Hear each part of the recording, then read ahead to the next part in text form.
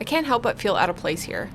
A rig built out for overlanding, capable of taking me off-road, sits in an RV park between two self-sufficient homes on wheels. As I looked over at my water bottle, this sticker rang true. I really do suck at overlanding.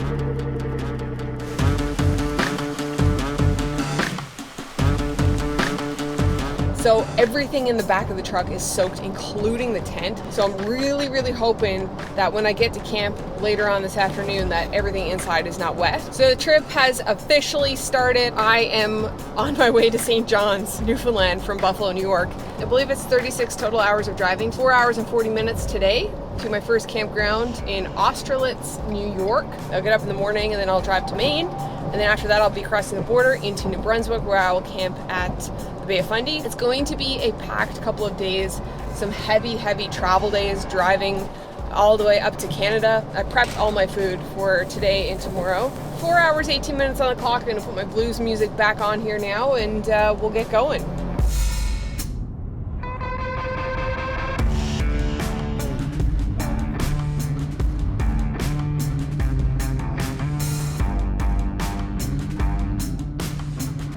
First gas stop of the trip.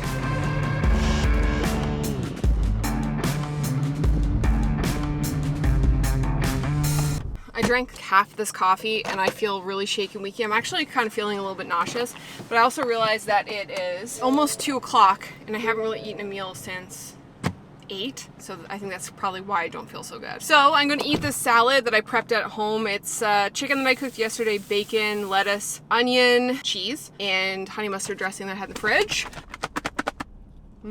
I decided to stick with family-friendly campgrounds for the first couple of nights just to ease myself into this trip. I've never camped solo before, so I am... Listen, I'm not about gatekeeping camping. You know what I mean? I don't care about being the most legit or having the most remote campsite. I like it all. I'm actually really excited about camping at this established campground. I've been listening to Shake the Sleeping Self by Jedediah Jenkins, and it's a really good adventure book about this guy who rode his bike from Portland to the tip of South America, I believe. Continue for 15 miles.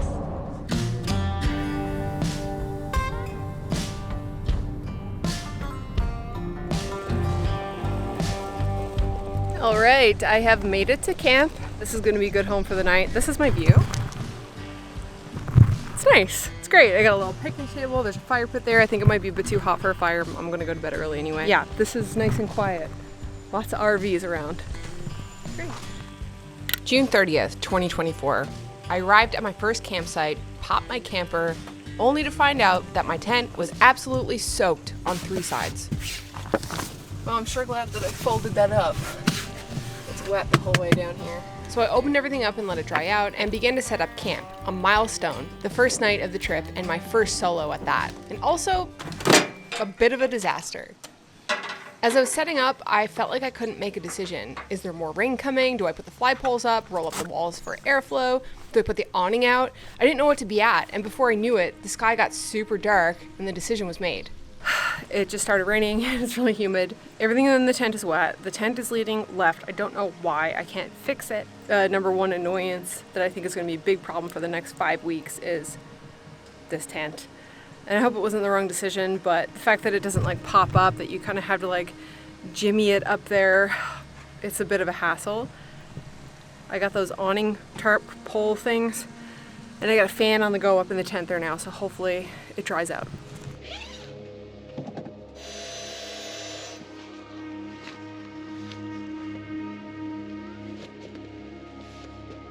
Down here, I have these foam yoga blocks to hold the bottom of the wedge up a bit.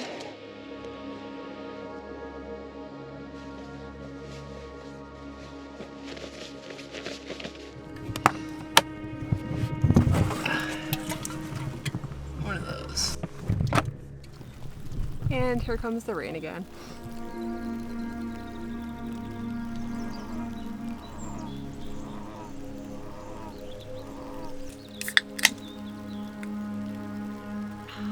As the rain came down and everyone retreated back into their RVs, I sat at the back of my truck pondering my setup. It was too hot to go inside the truck, my tent was too wet to hang out inside that, and the awning wasn't mounted quite in the right spot, and rain was pouring down onto my tailgate. So I got camp set up just in time, I think. Hopefully everything is doing what it's supposed to be doing. Well, I was gonna make supper, but I just got caught in that. I'm soaked. But I got the tarp up, and by tarp I mean the awning. Thank God for this awning, seriously, or else I would just be freaking soaked and it would be a disaster. Anyway, I am gonna get supper on the go there now because I do want to go and get in bed pretty early. Hopefully I have this staked out correctly. Day one of the trip, and I am quickly realizing the appeal of van life. But it's warm out, so I got the awning out, I'm dry and stuff, so I'm just gonna make supper food.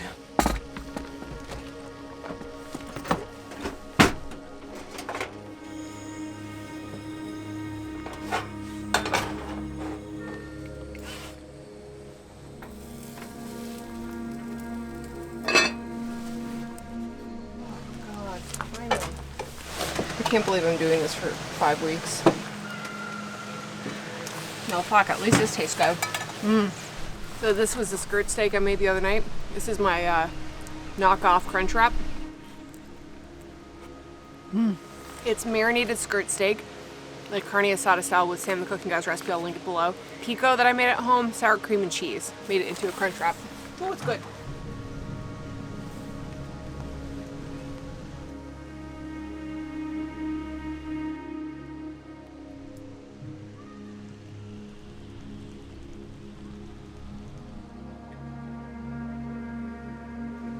Quickly realizing, like, this is really a one-man tent. Like, it's really small. I don't know how Chris and I fit up here. Anyway, I'm excited to sleep up here tonight by myself and see what that's like. I'm gonna leave that awning open. Get a pretty early rise tomorrow because I have a 6-hour drive ahead of me. So I'm gonna get some sleep and we'll see you in the morning.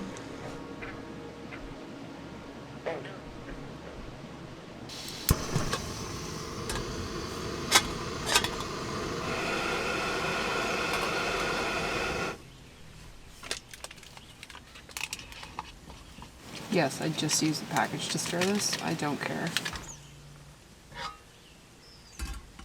I just packed down in a rush because I felt it sprinkling. I brought along the MSR pocket rocket as well for moments like this where I didn't want to take the whole stove out and hook up the propane. This is good for early morning coffee. Boils water really quick, especially in situations like this where I'm just ready to get on the road by now. I have a 6-hour drive ahead of me today. I'm gonna take my time, pick away, take breaks. Probably have to take a nap. I didn't sleep great last night. Well, she didn't sleep good because the frogs were making a racket outside the tent all night.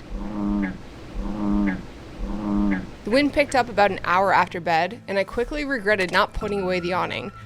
The tent and truck shook all night long.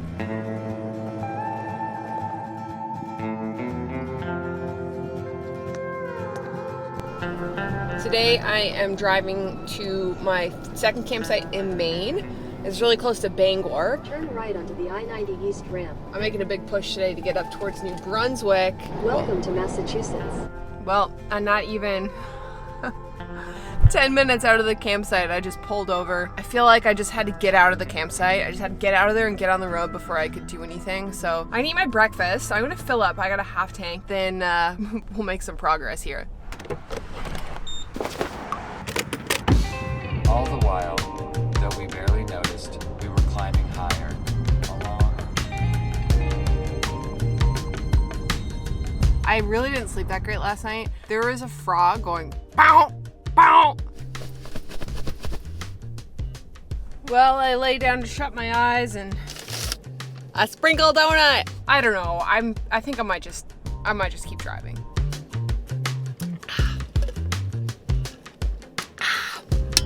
Oh. 2 hours, 58 minutes left. Running on sugar and coffee here. Welcome to New Hampshire. Live free or die. That's something, isn't it? Welcome to Maine. Yeah! Yesterday we went all the way to the edge of New York, and today we drove through Massachusetts, New Hampshire, and now we're in Maine, which is very exciting. Maine is our final destination for today. Tomorrow we're gonna cross the Canadian border into New Brunswick. Maine, worth a visit, worth a lifetime. I think that's what the sign said. July 1st, 2024. After 6 long hours of solo driving, I pulled up to my second campground of the trip. Well, I made it to camp. It is just an RV park. Honestly, I thought I was going to be here way later than I am. I pulled in between two large RVs, leveled the truck with my Max Tracks, and popped my tent. I can't help but feel out of place here. A rig built out for overlanding, capable of taking me off-road, sits in an RV park between two self-sufficient homes on wheels. Part of me feels like I'm doing this wrong, that I'll be judged taking this truck into a park like this. When I was planning this trip, there were two things that I knew for certain. A, that I would feel scared camping alone, and 2, that I wanted to push hard to get to New Brunswick as soon as possible. The latter is what brought me to this campsite in particular. Solo camping as a female in a remote area, by myself for the first time in a tent, wasn't something I felt ready to do quite yet. Even though I'm newish to camping, if 4 years of dabbling is considered new, I'm not really a stranger to being in the woods. I never intended to get into camping. I got thrown in headfirst out of necessity during a remote helicopter trip to Newfoundland when my husband and I were forced to land because of bad weather. 300 Whiskey Kilo. We hit some poor visibility, and we were just going to try to find a spot to set down in a field. Oh my God, we're just going on top of the ski hill. Let's go this way, and we'll get radio. Just tell them that we're no longer inbound because I don't want them freaking out. 300 Whiskey Kilo. We're just going to camp out, I think, tonight, unless the visibility's changed down your way. How's it looking? The visibility is good, but the sailing is very bad, about the 400 overcast. Let's just camp. Yep. In flight training and flight school, as well as the safety courses that you go to, they always say if you feel uncomfortable and that conditions are adverse, there's no sense in flying. Just land the damn helicopter. This is kind of our first time camping, isn't it? Yep. How you doing back there, Becky? The stupid thing says 10 big breaths, and I'm probably on breath 40. My second time ever camping was in the remote-ass wilderness of Quebec the following night.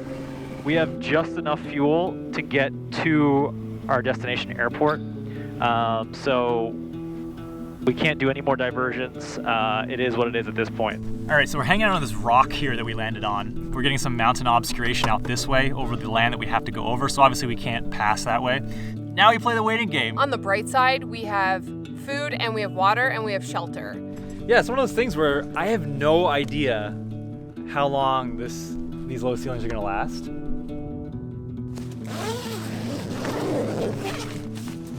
Weather's still bad. Hey, plan for the worst pickup. Oh my God. Yeah. What's going on? I'm so nervous. I never want to do this again. It's foggy and we can't get out of here, and we barely have enough fuel to make it to the airport we're trying to get to. If we have a headwind at all, we're gonna be f***ed.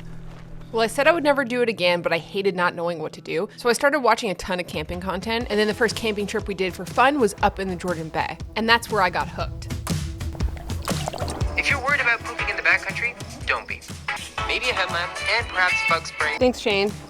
Now I know how to use a backcountry toilet. In preparation for my backcountry pooping experience, I'm going to pre-treat my butt area with this Sawyer Premium Insect Repellent 20% Bicardin. I'm not going to put it directly on my butt. I'm sure the instructions say avoid mucous membranes. What are you walking over there just to get some privacy? Now all I need to do is sit in my chair and wait for my first, second, third, and fourth experiences were remote, unserviced sites. No designated place to take a dump, no electricity or showers, and some of which had no cell service for days. The first time I camped in a park was last summer on a trip to Newfoundland. Then again with my uncle, and then again after that with Chris, as we did our first backpacking trip into Green Gardens in Grossmoor. Though we were close to people and I enjoyed each experience thoroughly, camping in remote areas felt a little more at home. A true wilderness type experience. Peace and quiet, outside of nature's score.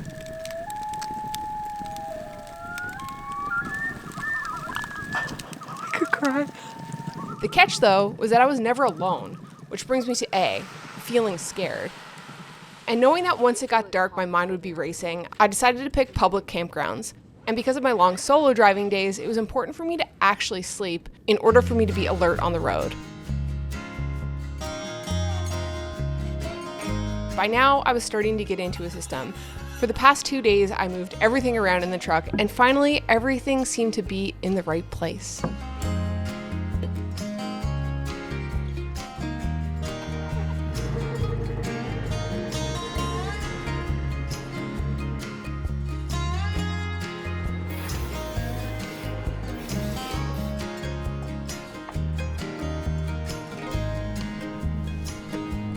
Country Bluegill preaching. All right, I am officially in New Brunswick. I feel like I'm at home now, back in Canada on the East Coast. Woohoo! This is a big milestone because I've had the big push the last 2 days to get up here. Finally crossing into New Brunswick feels really good. It's like a goal, a milestone hit. It had been a long time since I'd been near the Atlantic Ocean, so naturally my first stop was the beach. There's something about the east coast of Canada that just feels so comfy to my heart. And even though I'm from the island of Newfoundland, the Maritimes were a place that we vacationed as kids. And while I never lived here, it still feels like home. I purposely made sure that this driving day was short because I really wanted to take some time and soak in some classic New Brunswick scenery.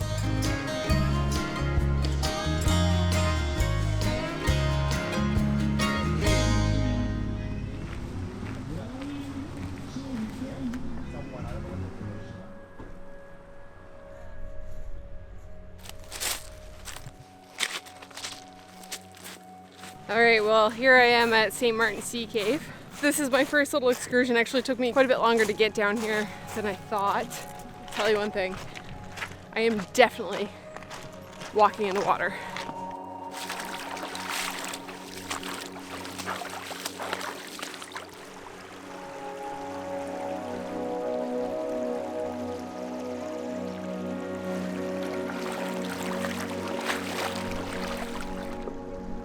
That's the cave right there. I think there's another one on the other side. Cool.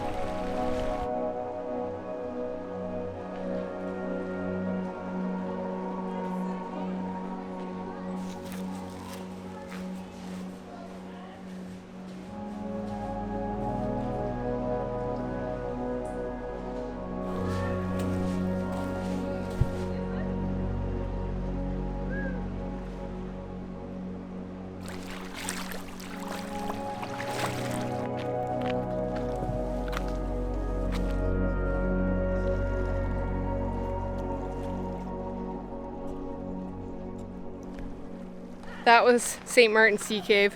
Pretty friggin' cool. There's actually more than one cave. There's a bunch of them. And the tide was out low enough that I was able to peek around the corner. Something kind of refreshing about being by yourself and making your own decisions and calling the shots and deciding when you're gonna go see something, when you're done, when you want coffee, when you want to go to bed. It's kind of nice. And the first half of this trip is basically just me doing whatever I want to do. And it might not be as exciting as what Chris would pick or maybe somebody else would pick, but I always kind of wanted to do this trip and just see stuff, stop, drive, get out, drink coffee. It's fun to share that experience with somebody, but I'm kind of enjoying my own company here today. I think I'm proving to myself that I can travel by myself. I can travel alone and I can do this by myself. It's pretty cool. July 2nd, 2024. On the third evening of camp, I was getting annoyed with the tent. The left side where the pole meets the top of the tent is being super difficult and I don't know why. Apparently that screaming is a bird. After my hike to see the sea caves, I felt super overheated and really unwell, and every small annoyance with my setup literally drove me up the wall. With camp set up, I just wanted to go to bed, but 5:30 p.m. was far too early for that, and I had already paid $5 for firewood. So naturally I lit one in hopes that it would change my mood, and it did. This was the first time this trip, and really in over a year, that I felt like this is how camping should feel.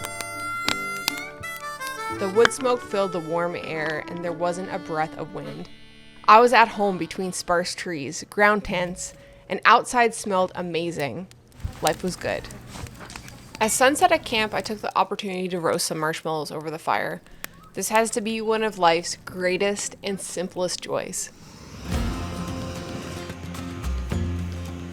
Now that the solo part of my trip was over, I began to reflect on how I felt going into it and how I felt coming out of it. And I realized that I can absolutely do this by myself again. As I approached Nova Scotia and my break in the Airbnb, I found the natural development of journey dwindling as I got back to a more normal stay. Something about solo camping gave me a clarity of feelings. Perhaps it was the lack of connection to the world via the internet, but either way, it was noticed. We are just coming up to Nova Scotia. The landscape changed completely. It went from dense forested area, now we're in like a valley with farms and windmills and stuff.